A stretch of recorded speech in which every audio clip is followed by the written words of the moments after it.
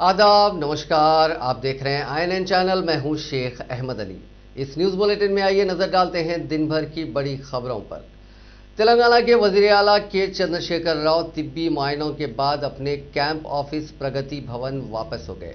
सेहत की खराबी की इतलात के बाद शहर हैदराबाद के यशोदा हॉस्पिटल में उनके मुख्तलिफ मायने करवाए गए थे। वजीर आला के दफ्तर के मुताबिक उन्होंने सीने में जलन की शिकायत की थी, जिसके बाद उनके शख्सी डॉक्टर MV राव और पल्मोनोलॉजिस्ट डॉक्टर नवीन सागर रेड्डी के साथ साथ कार्डियोलॉजिस्ट डॉक्टर प्रमोद के मशवरे पर यशोदा हॉस्पिटल से रुजू हुए थे, जहां उनके मुख्तलिफ मायने किए गए। उनके खून के नमूने भी हासिल किए गए। वजीर आला का CT स्कैन भी किया गया, जिसकी रिपोर्ट जुमे को मौसूल होगी।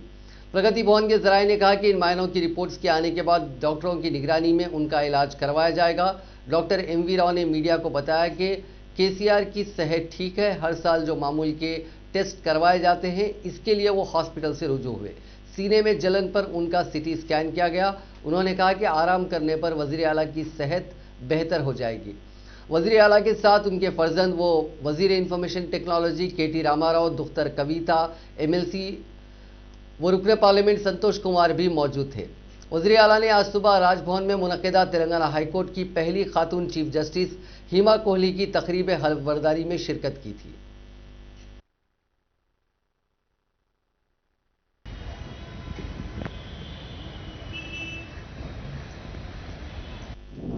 वजीर फाइनेंस हरीश राव ने ऐलान किया है कि सिद्दीपेट जिले से ताल्लुक रखने वाले किसी भी खिलाड़ी की जानिब से कौमी सतह के खेलों में बेहतर मुजाहरा या कोच की जानिब से बेहतर रहनुमाई पर वो 25,000 रुपए का नगद इनाम देंगे।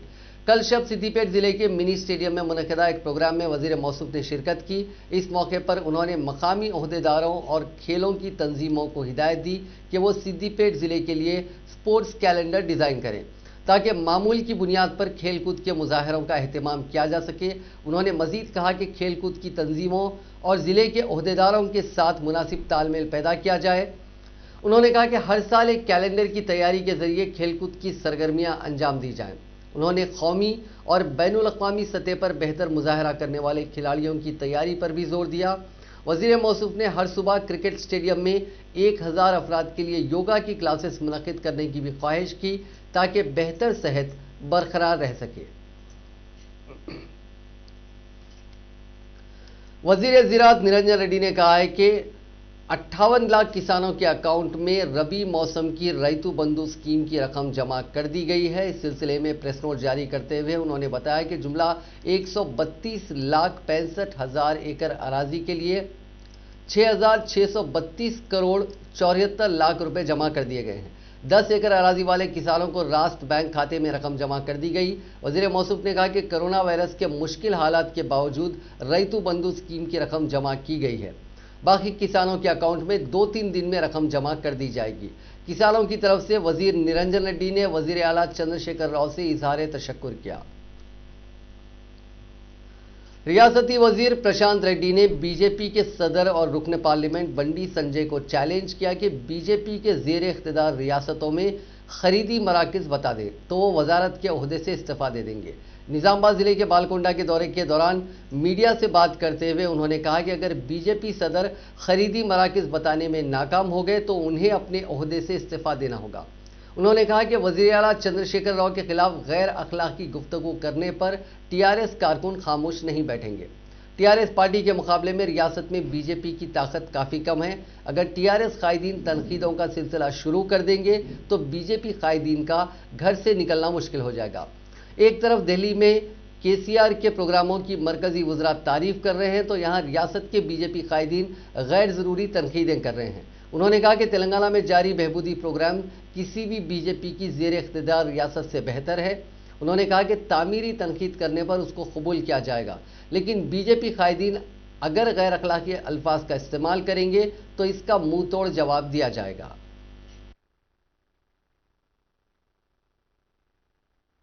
అమలు చేస్తున్న ముఖ్యమంత్రి ఈ భారతదేశంలో ఒక కేసీఆర్ ఒక్కటే. ఇట్లా అనేక వినూత్నమైన కార్యక్రమాలు ఇవాళ జరుగుతూ ఉన్నాయి. మరి ఈ సందర్భంలో మరి తెలిసి మాట్లాడుతున్నారో తెలియక మాట్లాడుతున్నారో, బుద్ధి ఉండి మాట్లాడుతున్నారో బుద్ధి లేక మాట్లాడుతున్నారో, అవాకులు చెవాకులు ఈ ముఖ్యమంత్రి మీద మాట్లాడుతూ ఉన్నారు. దయచేసి నేను వారికి ఒకటే హెచ్చరిక చేస్తా ఉన్నాను, నిర్మాణాత్మకమైన విమర్శలు చేయండి. ఏమన్నా మేము ఇంకా చేయవలసిన పనులు ఉంటే చెప్పండి, ప్రయత్నం చేస్తాం. ఆ భగవంతుడు మాకు ఇచ్చిన శక్తి మేరకు ప్రయత్నం చేస్తాం. కానీ అభివృద్ధి పక్కన పెట్టి, ప్రజలకు కావాల్సిన పనుల విషయం పక్కన పెట్టి,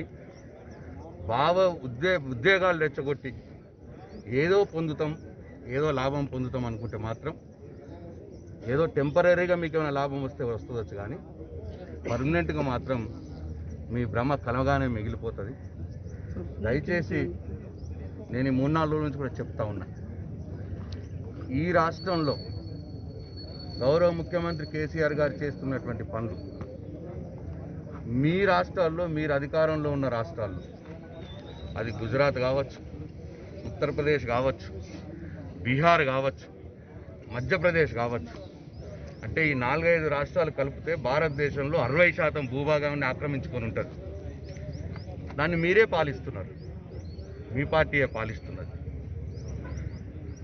ఆ రాష్ట్రాల్లో ఇవాళ ముఖ్యమంత్రి గారు ఈ రాష్ట్రంలో చేస్తున్నటువంటి కళ్యాణ లక్ష్మి పథకాన్ని చూపించండి, నిర్ణయం చేసి అమలు చే तेलंगाना स्टेट हज कमेटी के सदर नशीन मोहम्मद मसीउल्लाह खान ने आज बताया कि हज 2021 के लिए आज़मीन हज की जानिब से ऑनलाइन दरखास्तें दाखिल करने की आखिरी तारीख 10 जनवरी बरोज़ इतवार है।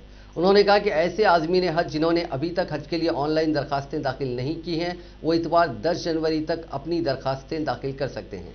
मोहम्मद मसीउल्लाह खान ने कहा कि आज़मीन हज अपने मोबाइल फ़ोन से या फिर सेंट्रल हज कमेटी की वेबसाइट www.hajcommittee.gov.in पर भी ऑनलाइन दरखास्तें दाखिल कर सकते हैं। आज़मीन हज बराह रास्त हज हाउस नामपल्ली हैदराबाद में मौजूद मुफ्त हज ऑनलाइन सर्विसेज काउंटर से भी इस्तेफादा कर सकते हैं। उन्होंने आज़मीन हज से गुजारिश की कि वो ऑनलाइन दरखास्तें दाखिल करने के लिए अपने साथ ज़रूरी दस्तावेज़ात जैसा कि पासपोर्ट, बैंक की पासबुक या चेकबुक, वाइट बैकग्राउंड के साथ पासपोर्ट साइज फोटोज और किसी भी बैंक का डेबिट कार्ड या क्रेडिट कार्ड अपने साथ लाएं।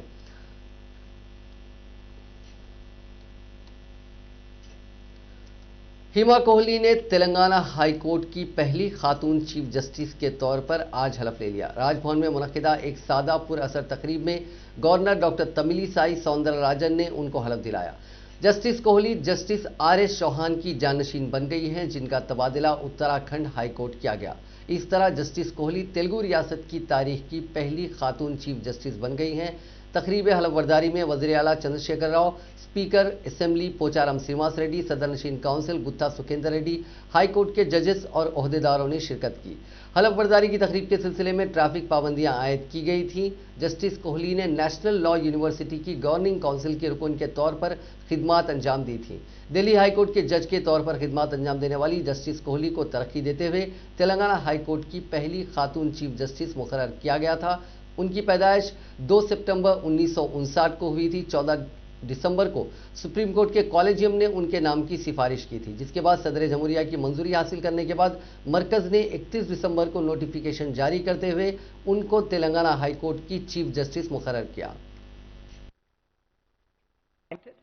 Chief Justice of High Court Chief Justice of the High Court for the state of Telangana, for the state of Telangana, do swear in the name of God do swear in the name of God that I will bear that I will bear true faith and allegiance true faith and allegiance to the Constitution of India to the Constitution of India as by law established, as by law established, that I will uphold the sovereignty and integrity of India the sovereignty and integrity of India as by law established, as by law established, that I will uphold the sovereignty and integrity of India, the sovereignty and integrity of India, that I will or ill will, and that I will uphold the Constitution and the laws.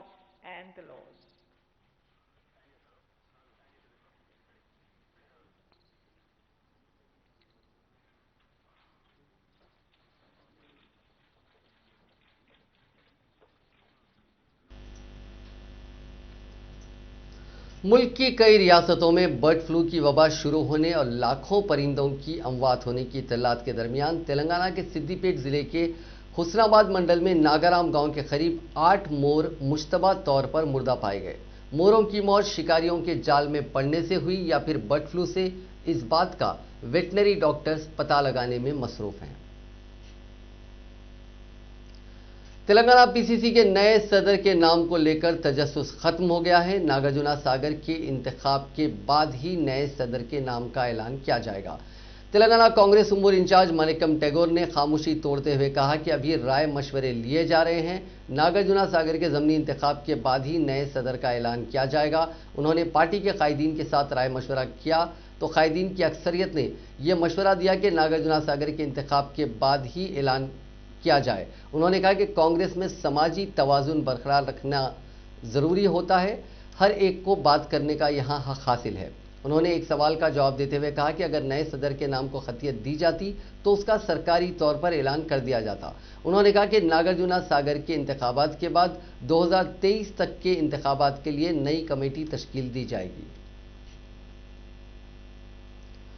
Telangana Congress party के floor leader भट्टी विक्रमार्का ने कहा है कि केसीआर सिर्फ ऐलानात कर सकते हैं। Media से बात करते हुए उन्होंने कहा कि दिल्ली के दौरे के बाद केसीआर मुकम्मल यू टर्न लेते हुए मरकजी हुकूमत के कवानीन की तायीद कर रहे हैं। उन्होंने कहा कि मोदी हुकूमत के कवानीन मुकम्मल समाज के लिए नुकसानदा है। भट्टी ने कहा कि माशी निज़ाम को मुकम्मल कॉरपोरेट तबके के हाथों में दिया जा रहा है। विक्रमार्का ने कहा कि किसानों के मामले पर वज़ीर आला अपने बयान से दिल्ली के दौरे के बाद मुनहरिफ हो गए हैं। उन्होंने कहा कि दिल्ली का दौरा करने वाले केसीआर ने वहां पर एहतजाज करने वाले किसानों से मुलाकात तक नहीं की।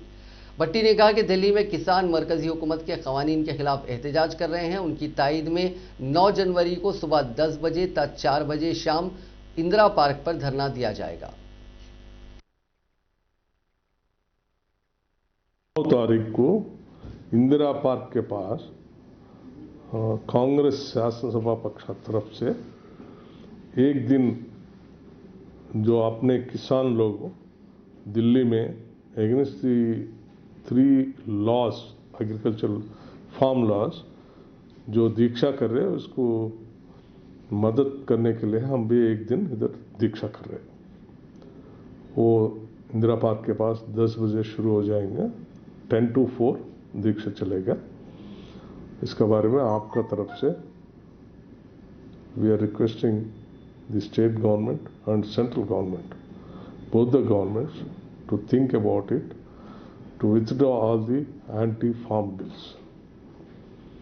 And the state government also making a statement saying that he will not buy the farm produce, whatever it is produced by the agriculture farmers, is totally unethical, unwarranted. It is not a new thing in this state. Even in the combined state also, governments used to buy all the farm produce through IKP system.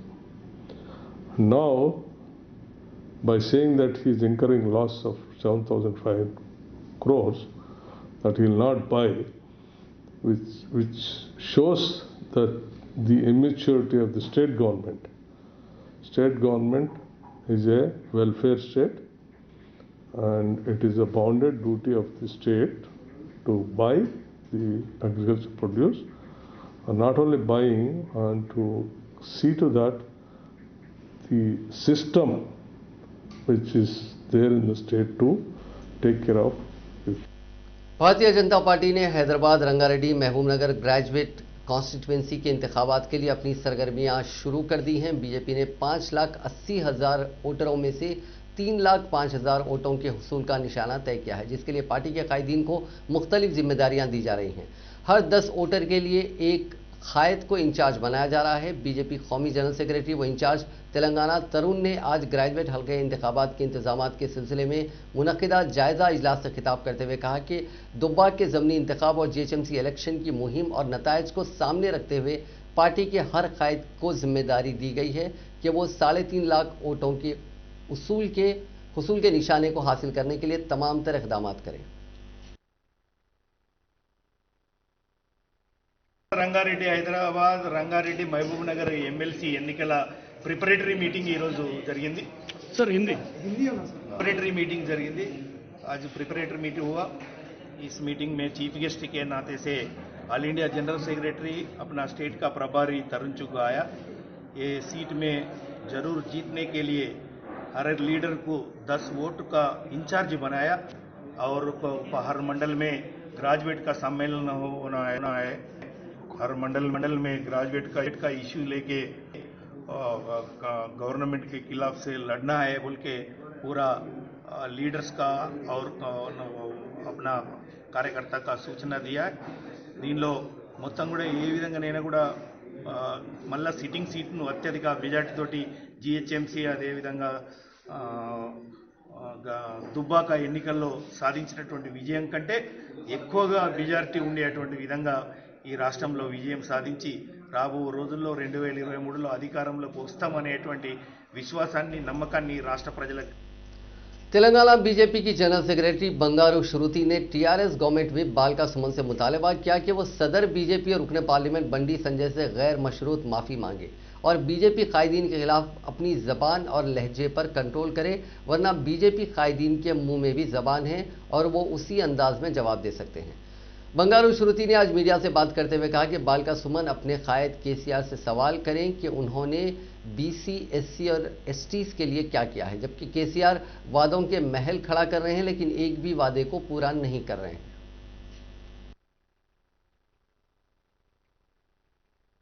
बारिश हुआ है, सब घरे डूब गए, तो अभी आके बात करता है। क्या काम है इसको करने में? कुछ नहीं है क्या? कितना गफलत कर रहा है सबको मालूम है। उनके कार्यकर्ताओं को बोल रहा है कि ऐसा मारूंगा वैसा मारूंगा। अध्यक्ष कौन है रे भाई तू मारने के लिए? क्या किसने अधिकार दिया है तुझे करने के लिए? ये कोई हमारा संस्कार है कि हम चुप बैठ रहे हैं? वरना बीजेपी में भी बहुत अच्छी तरह आता है क्या करना है, लेकिन हमारा संस्कार, हमारा आइडियोलॉजी ये नहीं कहता है। हमारा आइडियोलॉजी ये कहता है कि दूसरे लोगों को रेस्पेक्ट करो, दूसरे लीडरों को रेस्पेक्ट करो। आप इस तरह बात करने का कोई अधिकार नहीं। हाँ, आपको अधिकार है बात करने का कि आपके सीएम को पूछो कि दलितों के लिए क्या किया है आपने, क्या क्या स्कीम बोला है, क्या एक भी निभाया है? हमारे लोग जो फ्लड्स आए थे सब लोग मर रहे थे, गंदा गंदा पानी पीकर मर रहे थे। कहाँ गया भाई तू? तब तक तो रोड पे नहीं आया ना बात करने के लिए, अभी कहाँ से आ रहा है? ये भाषा अच्छी बात नहीं है, आपको सुधरना पड़ेगा। अगर आपको सच में कुछ करना है तो आप सीएम साहब को पूछिए कि उन्होंने दलितों को इस युग में इनके जो टीआरएस जो 2014 से कर रहा है तब से दलितों को और दबाया जा रहा है, लेकिन उनका डेवलपमेंट नहीं हो रहा है। और ज़्यादा जितना कांग्रेस था उससे ज़्यादा एसीओ के ऊपर अत्याचार हो रहा है, उनका डेवलपमेंट कुछ नहीं हो रहा है। उसके बारे में आप पूछिए आपके केसीआर। क्या केसीआर ने बोल दिया कि संजय जी को गुस्सा करो, संजय जी को ऐसा बात करो, तो आप बात करने लगे। ये चेंज करना चाहिए।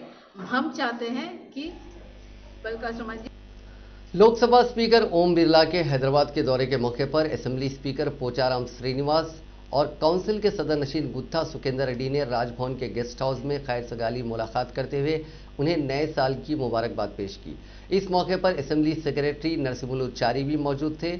वहीं तेलंगाना प्रदेश कांग्रेस कमेटी के सदर उत्तम कुमार रेड्डी और उनकी अहलिया पद्मावती रेड्डी व दीगर कायदीन ने भी लोकसभा स्पीकर से मुलाकात की। ओम बिरला हैदराबाद के फिल्म सिटी में जहीराबाद के रुकने पार्लियामेंट बीबी पाटिल की लड़की की शादी में शिरकत के लिए हैदराबाद तशरीफ लाए हैं।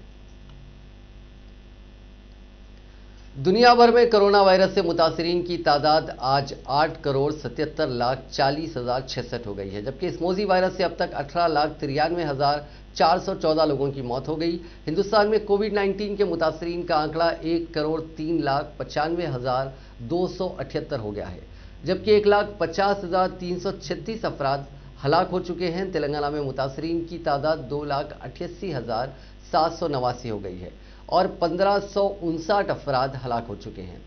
तेलंगाना में पिछले 24 घंटों में 379 नए मामला सामने आए हैं और 3 अफराद की मौत हुई है। रियासत में फिलहाल 5,053 कोविड-19 मरीजों का इलाज चल रहा है। तेलंगाना के वजीर सेहत ईटला राजेंद्र ने मरकजी हुकूमत पर जोर दिया कि वो तेलंगाना के लिए जायद कोविड टीके अलॉट करें। जुमे को रियासत में कोविड-19 के किए जाने वाले आजमाइशी टीकों की मुहिम के सिलसिले में मरकजी वजीर सेहत हर्षवर्धन के साथ वीडियो कॉन्फ्रेंस में उन्होंने कहा कि चूंकि टीकों की तैयारी हैदराबाद में हो रही है, इसीलिए रियासत कोविड के जायद टीकों की मुस्तहक है।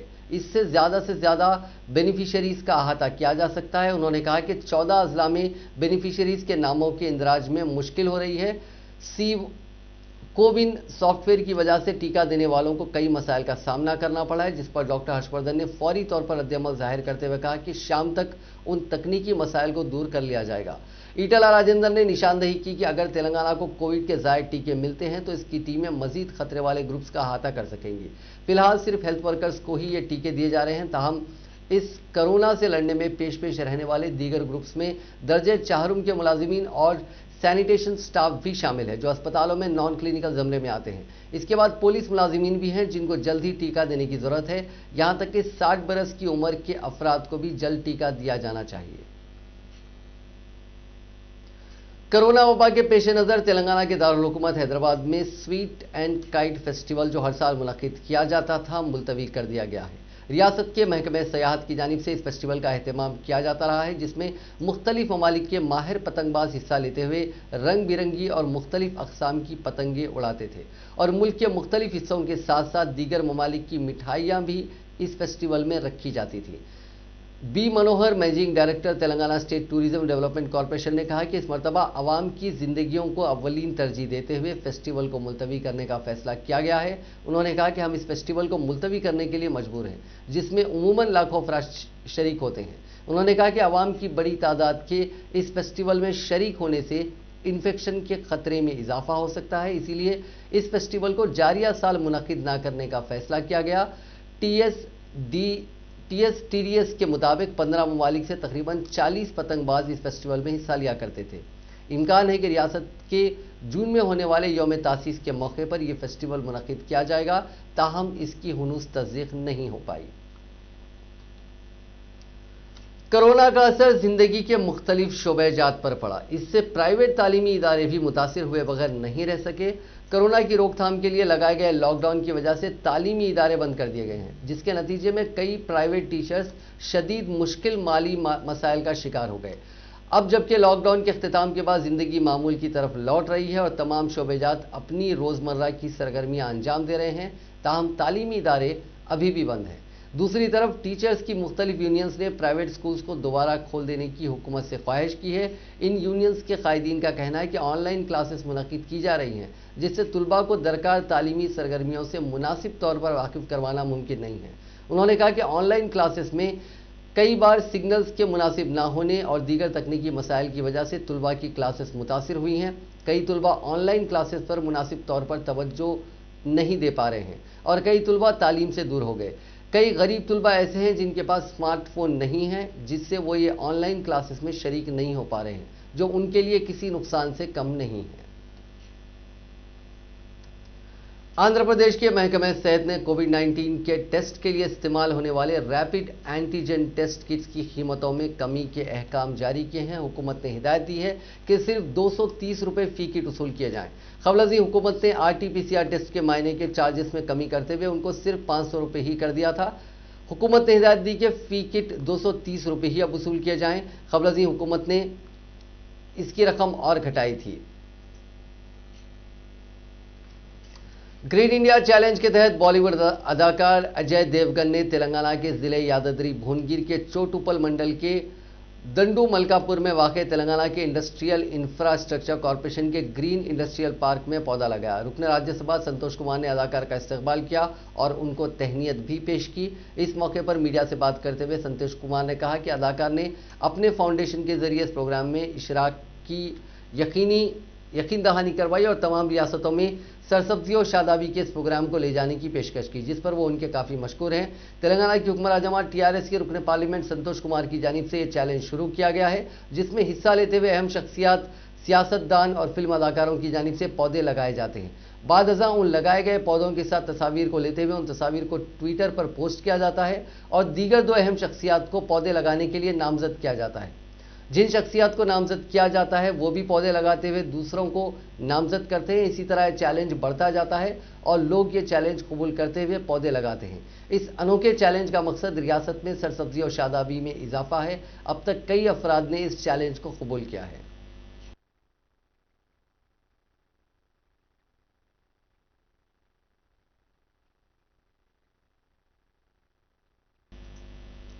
हैदराबाद के बोयनपल्ली में सनसनीखेज अगवा केस के सिलसिले में शहर की एक अदालत ने साबिक वजीर आंध्र प्रदेश भूमा अखिला प्रिया को 14 दिन के लिए रिमांड पर भेज दिया।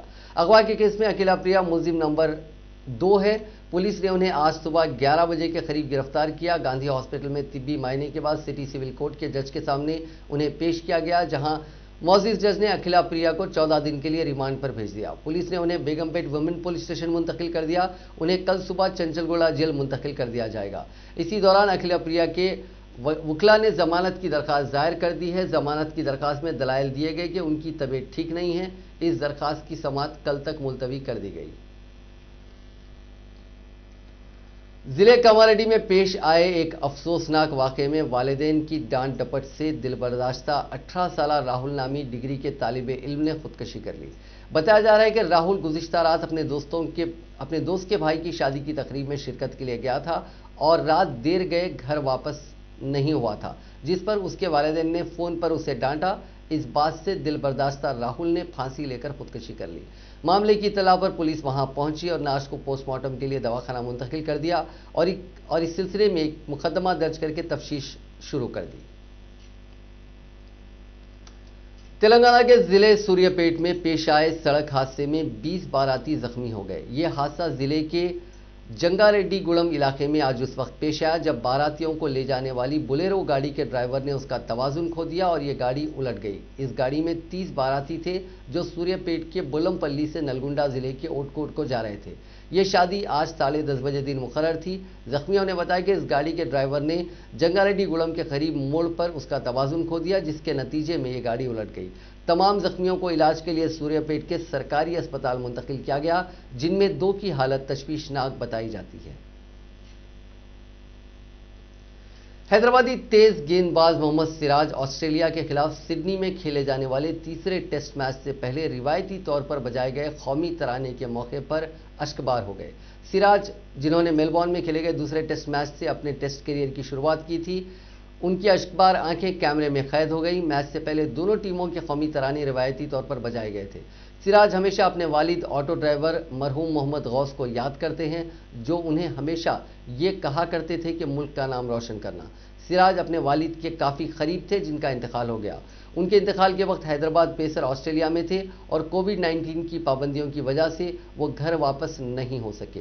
गरीब खानदान से ताल्लुक़ रखने वाले मोहम्मद सिराज ने तीसरे टेस्ट में आज बेहतरीन शुरुआत की, क्योंकि उन्होंने बाएं हाथ की बेहतरीन बल्लेबाज डेविड वार्नर, जो जख्मी होने के बाद तीसरे टेस्ट में वापसी कर रहे थे, उन्हें दूसरे ही ओवर में स्लिप पर पुजारा के हाथों कैच करवाया। सिराज की अश्कबार आंसू और कौमी तराना बजाए जाने के मौके पर जज्बाती मंजर का वीडियो सोशल मीडिया के मुख्तलिफ प्लेटफॉर्म्स पर तेजी के साथ वायरल हो गया।